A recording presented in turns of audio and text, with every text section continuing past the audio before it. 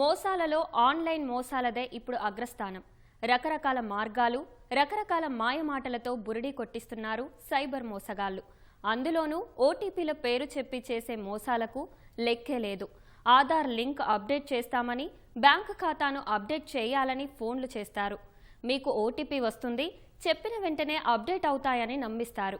Cyber నేరగాళ్ల మాయమాటలు నమ్మి OTP చెప్పడం ద్వారా చాలా మంది నగదు పోగొట్టుకుంటున్నారు. ఓటీపీ చెబితే ఖాతాల్లోని నగదు తస్కరించడమే కాదు, వాట్సాప్ లాంటి ఖాతాలను సైతం సైబర్ కిలాడీలు తమ ఆధీనంలోకి తీసుకుంటున్నారు. మరి ఇలాంటి మోసాలను తప్పించుకోవడం ఎలా?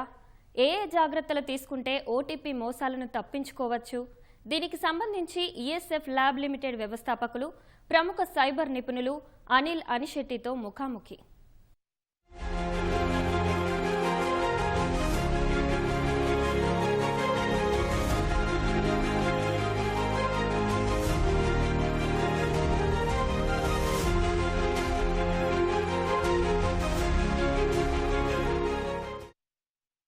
ప్రస్తుతం ఇప్పుడు అందరూ ఏ వస్తువు కొనాలన్నా సరే ఆన్లైన్ సైట్లని ఆశ్రయిస్తూ ఉంటారు, ఆన్లైన్లోనే బుక్ చేస్తూ ఉంటారు.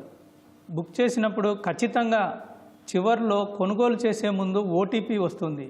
ఆ ఓటీపీ ఎంటర్ చేసిన తరువాతే మనం ఏ వస్తువు అయినా కొనగలుగుతాం. దీన్ని ఆసరాగా చేసుకొని వన్ టైం పాస్వర్డ్ దీన్ని అస్త్రంగా వినియోగించుకొని సైబర్ నేరగాళ్ళు అమాయకుల నుంచి వాళ్ళ ఖాతాలను దోచేస్తున్నారు, కోట్ల రూపాయలు కొల్లగొడుతూ ఉన్నారు. దీనిపై గత 11 ఏళ్లుగా ఈఎస్ఎఫ్ ల్యాబ్ లిమిటెడ్ అనే సంస్థను ఏర్పాటు చేసి సైబర్ సెక్యూరిటీపై ప్రతి ఒక్కళ్ళకి అవగాహన కల్పిస్తూ సైబర్ సెక్యూరిటీ గురించి వివరిస్తూ నేషనల్ ఫోరెన్సిక్ సైన్స్ యూనివర్సిటీ ద్వారా ఒప్పందం కుదుర్చుకొని విదేశీయులకి సైతం ఈ సైబర్ సెక్యూరిటీపై అవగాహన కల్పిస్తున్న అనిల్ అనిశెట్టి మనతో ఉన్నారు. వారిని అడిగి ఈ ఓటీపీ ఫ్రాడ్ ఏంటి, ఎలాగా దీన్ని అరికట్టవచ్చు అని తెలిపేందుకు మనతో ఉన్నారు. వారిని అడిగి పూర్తి వివరాలు తెలుసుకుందాం. చెప్పండి సార్, ఓటీపీ ఫ్రాడ్ అసలు ఎలా జరుగుతుంది, ఓటీపీ ఎలాగా జనరేట్ చేస్తూ ఉంటుంది? ఓకే, మొట్టమొదటిగా నమస్కారం అండి.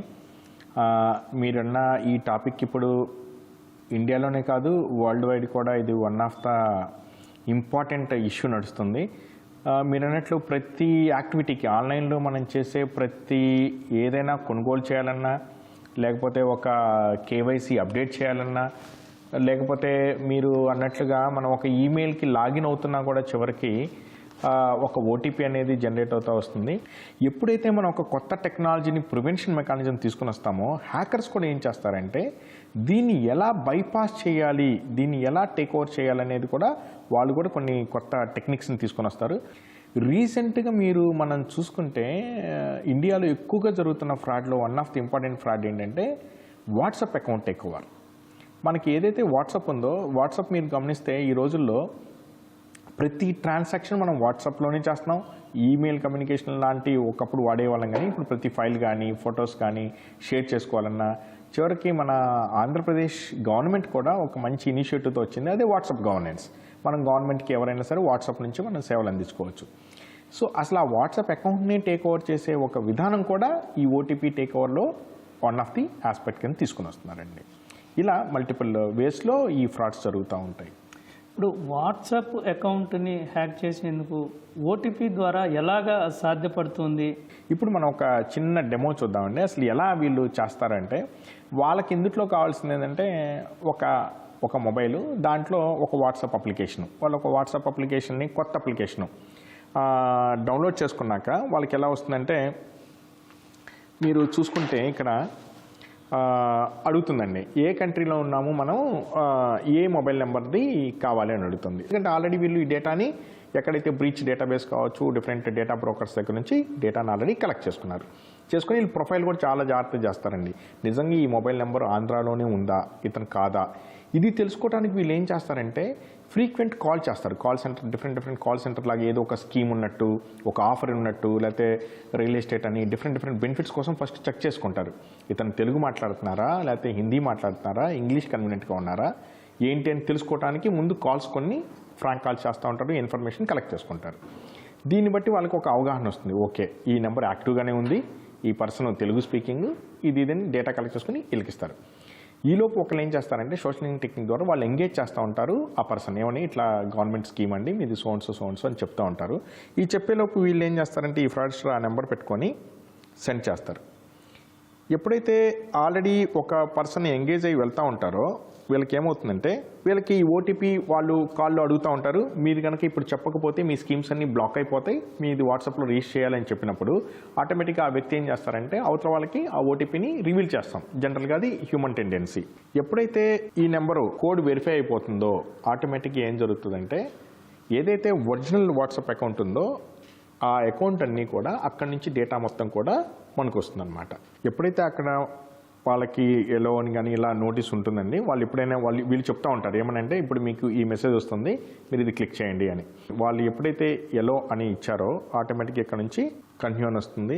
ఇది జస్ట్ కొత్తగా మనం వాట్సాప్ అకౌంట్ని ఎప్పుడైతే ఇన్స్టాల్ చేసుకుంటామో అప్పుడు అడుగుతుంది మన ఫోన్లో ఉన్న కాంటాక్ట్స్ని ఎస్ఎంఎస్ని వీటన్నిటిని యాక్సెస్ కావాలని అడుగుతుంది. ఇది జస్ట్ లైక్ ఇప్పుడు ఎవరైతే వస్తుందో జస్ట్ ఒక ప్రొఫైల్ నేమ్ ఇక మన ఇష్టం అండి. ఇక్కడ మనం ప్రొఫైల్ నేము ఎవరైతే ఈ ఫ్రాడ్స్టర్ ఆ విక్టిమ్ నేమ్ ఉందో దానికి కొంత నేమ్ పెట్టుకుంటారు వీళ్ళు షార్ట్ కట్ ఎప్పటికైనా గుర్తుండడం కోసం. ఫర్ ఎగ్జాంపుల్ ఇక్కడ నేను జేపీ గారిని పెట్టుకున్నాము. ఇప్పుడు ఏం జరుగుతుందంటే ఒక ఓటీపీ ఏదైతే అక్కడికి వెళ్తుందో ఒక పక్క ఒక టీం ఏమో ఎంగేజ్ చేస్తూ ఉంటుంది, మేము ఏపీ గవర్నమెంట్ కాల్ సెంటర్ నుంచి కాల్ చేస్తాం రిజిస్టర్ చేస్తాం అని. ఈ బ్యాక్ ఎండ్లో ఇక్కడ కూర్చున్న ఫ్రాడ్స్టర్ ఏం చేస్తారంటే ఆ డేటాని ఇక్కడ తెచ్చుకోవడానికి ట్రై చేస్తాడు. వన్స్ డేటా మొత్తం కాపీ అయిపోయిన తర్వాత అక్కడి నుంచి జేపీ సార్ అకౌంట్ బ్లాక్ అయిపోయి డేటా మొత్తం కూడా ఇక్కడికి మూవ్ అవుతుంది.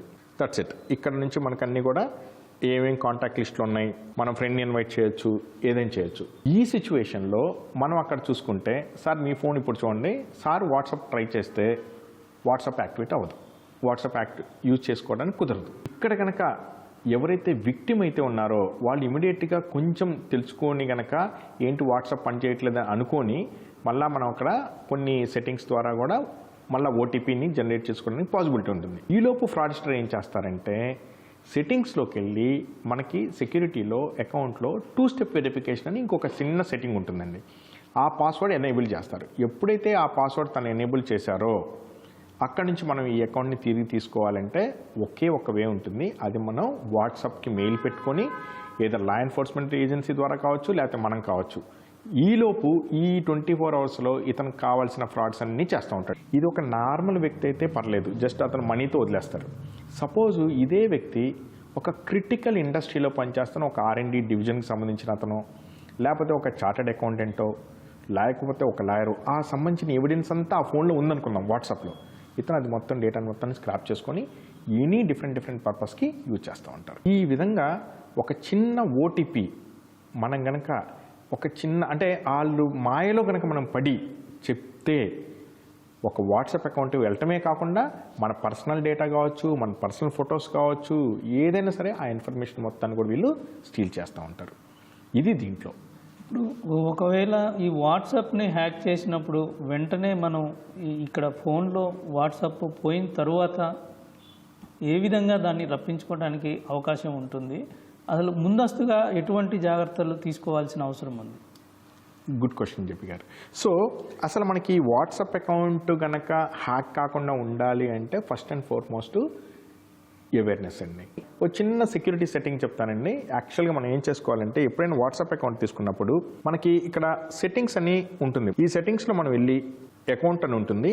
అకౌంట్లో ఇక్కడ మనకి ఏముంటుందంటే అండి 2 స్టెప్ వెరిఫికేషన్ అని ఉంటుంది. ఈ 2 స్టెప్ వెరిఫికేషన్కి వెళ్ళి ఇక్కడ మనం ఒక పిన్ నెంబర్ ఇవ్వాలి.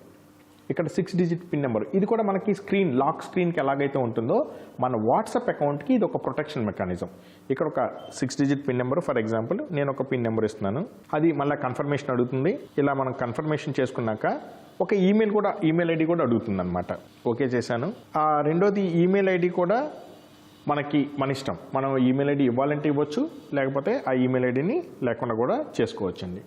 సో ఈ విధంగా ఈ సెట్టింగ్ ఒక్కటి పెట్టుకోవటం వల్ల హ్యాకర్కి ఒకవేళ అన్ఎక్స్పెక్టెడ్గా మనం ఫస్ట్ ఏదైతే పోర్టబిలిటీలో వాళ్ళు కనుక ఫోన్లో ఉండి ఓటీపీ తీసుకున్నారో ఆ ఓటీపీ చెప్పినా కూడా ఈ 6 డిజిట్ పిన్ నెంబర్ లేకుండా ఆ అకౌంట్ అనేది ట్రాన్స్ఫర్ అవ్వదు. ఈ విధంగా మనం ప్రొటెక్ట్ చేసుకోవచ్చు మన వాట్సాప్. అంటే సాధారణంగా మనం ఏదైనా పర్చేజ్ చేసినప్పుడు ఓటీపీ వస్తే మనం చేశాం కాబట్టి మనకి తెలుస్తుంది. అటువంటిది అసలు ఏమీ చేయకుండానే ఏ సంబంధం లేకుండా బయట వ్యక్తి మేము పలానా కార్డు అప్డేట్ చేస్తాం, పలానా బ్యాంక్ ఖాతాని మేము అప్డేట్ చేయబోతున్నాం అని చేసినప్పుడు ఏ విధంగా దాన్ని గుర్తించాలి? అసలు ఓటీపీ చెప్పొచ్చా చెప్పకూడదా? ఎలాగ దాన్ని నమ్మటానికి ఆస్కారం ఉంది? గుడ్ క్వశ్చన్ అండి. యాక్చువల్గా మీరు అడిగిన క్వశ్చన్లో చాలా ఇంపార్టెంట్ ఇన్ఫర్మేషన్ ఉందండి. ఎందుకంటే మనం ఏదైనా ఒక వస్తువుని కొనటం కానీ లేకపోతే ఒక సర్వీస్ని ఆఫ్ చేసుకున్నప్పుడు మాత్రమే మనకు ఓటీపీ వస్తుందనే అవగాహన మనకి ఎప్పుడు కూడా చాలా అన్కాన్షియస్లీ కాన్షియస్ అంటాం. మనం ఎప్పుడు కూడా ఇది గుర్తుపెట్టుకోవాలండి. ఇప్పుడు మనం బయటికి వెళ్తా ఉన్నాం అనుకోండి, ఎంత బయటికి ఇమీడియట్గా వెళ్తున్నా కూడా మనం ఒక్కసారి వెళ్ళి తాళం వేసిన తర్వాత ఒకసారి చెక్ చేసుకుంటాం కీ కరెక్ట్గా లాక్ అయిందా లేదా అని. సేమ్ మనం కూడా ఒక్క నిమిషం, దీనికే మన్ కీ బాత్లో కూడా మన హానరబుల్ ప్రైమ్ మినిస్టర్ గారు ఒక మాట చెప్పారండి, స్టాప్, థింక్, యాక్ట్. ఒక్క నిమిషం ఆగండి. ఏది మనకి ఇలాంటి ఓటీపీ వచ్చినప్పుడు ఒక్క నిమిషం ఆగాలి. ఎందుకు? మనం ఏమన్నా ఇందుట్లో ఏమన్నా ట్రాన్సాక్షన్ చేసామా? చేయలేదు. దెన్ థింక్, యాక్ట్, అప్పుడు మాత్రం చేయాలి. అంతేగాని ఓటీపీ అనేది ఈ రోజులో మన మనీ పోవటానికి కానీ మన అకౌంట్ వాట్సాప్ లాంటి అకౌంట్ హ్యాక్ అవటానికి కానీ అన్నిటికీ కూడా ఇది కీ.